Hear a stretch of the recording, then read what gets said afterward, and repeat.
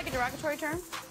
I think it was post-Civil War about if it, I mean, no, it's not a Okay. I think I need to issue a retraction. No, I like to use it in front of my kids. I want to make sure it's okay. It's not a compliment. Scallywags and carpetbaggers. Come on, Jenna, read some Reconstruction history in America. I can't with these guys. America, I can't. Steph Curry sprained his ankle last night in the Warriors' win over the Pelicans. Initial x-rays came back negative, but he is unlikely to play Wednesday against his hometown Hornets. Nick, will the Warriors even skip a beat without Steph in that lineup? Absolutely. It'd be totally disrespectful of Steph Curry, a unanimous top 5 player Something in the you're league. capable of, though. To say they won't miss a beat. Of course they'll miss a beat. He might be their best player. At worst, he's their second best player. And the gravity he has on defense, pulling people away from the basket, even when he doesn't have the ball, opens things up for everybody. But they'll be fine as long as he doesn't re-injure. Remember, Kawhi turned an ankle and was fine, and then turned that same ankle the second time thanks to Dirty Zaza, and then he wasn't. Also, if you're in the shoe business, Kawhi turned his ankle wearing Michael Jordans. Steph turned his ankle wearing Under Armour, those Bobos. You can buy them at the grocery store. You need to get yourself some LeBrons on your feet. I'm just telling you. You can buy them at the grocery store.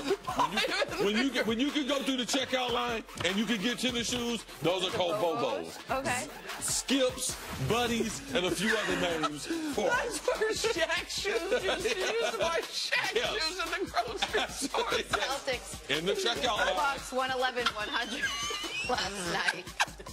Kyrie Irving had 32 points on 24 shots. That's so good. Boston improves to a league-best 21-4. That's even better. Nick, tell me about how. No, Kyrie's shoes are nice. Kyrie's are nice. I like playing basketball with Kyrie's. Yeah. You can't get them at the grocery store. You can order them online. The Kyrie's are really nice, very, very comfortable. Not as good as the LeBron. They're not the Bobos. No, not the Bobos. And Celtics, their team, not Bobos, all right? Their main brand. I'm sorry. Athletics Foot. Foot Locker. That's the way the Celtics are playing now. Mainstream. Okay, I got it. We're going to let him take a breather. Finally, the Brad Stevens is awesome. The Cavs beat Athletics Foot. I don't even know what he's laughing at. 113-91 last night. That's 12 in a row for Cleveland. LeBron had 23 points, 7 rebounds, and 6 assists, and both Kevin Love and bestie D. Wade scored 24 points apiece.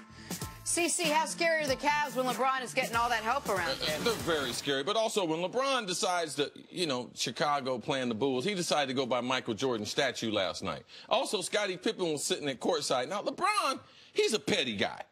I just thought he did a few things last night that was just in case you want to. He said he's chasing the GOAT.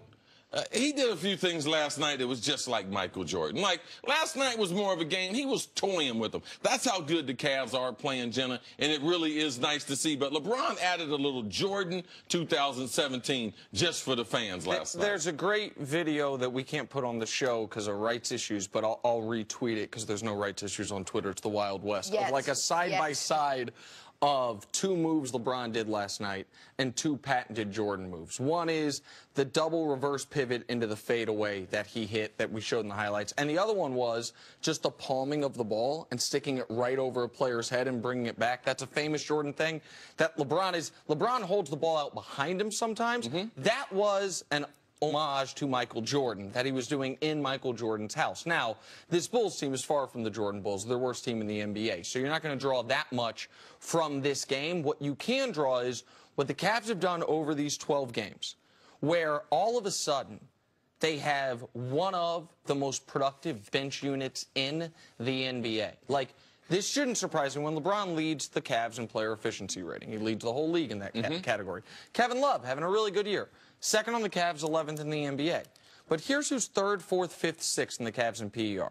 Jeff Green, he comes off the bench. Dwayne Wade comes off the bench. Kyle Korver comes off the bench. And Channing Frye comes off the bench. So 4 of their best rotation players are guys that are getting in the game once LeBron rests. Nick, how did we end last season? Because I know that don't know the numbers particularly, but the storyline behind Cleveland the bench when LeBron was not on the court. Correct. They're plus minus. So when LeBron played last year per 100 possessions, the Cavs outscored their opponents by right about 8 points per 100 possessions, a near elite level. When he was off the court, they were outscored by 8 points per 100 possessions. I was with Kyrie Irving. So when LeBron rested, the team melted down. Nothing more notable than Game 3 of the NBA Finals, where the Cavs had an 11-point lead with 90 seconds left in the quarter. LeBron went to the bench for 90 seconds, and that 11-point lead turned into a 1-point lead because the bench could not hold it.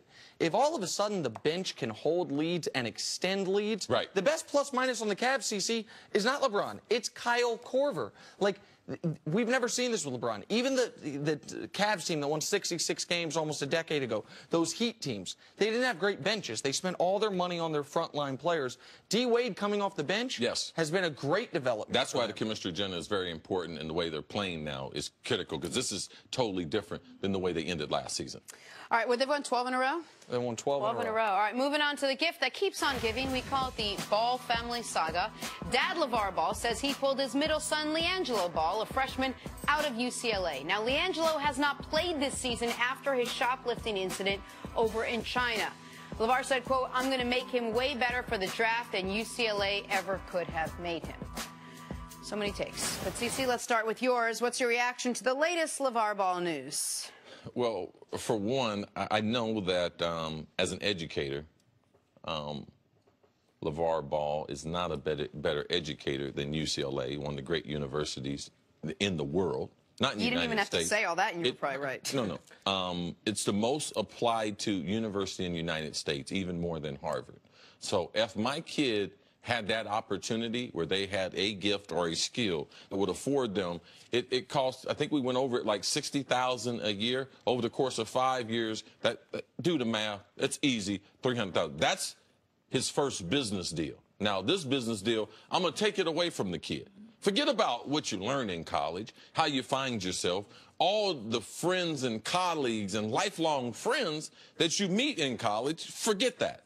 All from a basketball standpoint. I'm a better coach than Steve Alford. Well, I watch your AAU teams play, coach, all right? You're not a very good basketball coach, all right? Steve Alford and what they can do at UCLA is a lot better for your kid than the decision that you decided to make. Whatever the punishment might be for your kid who was stealing, all right?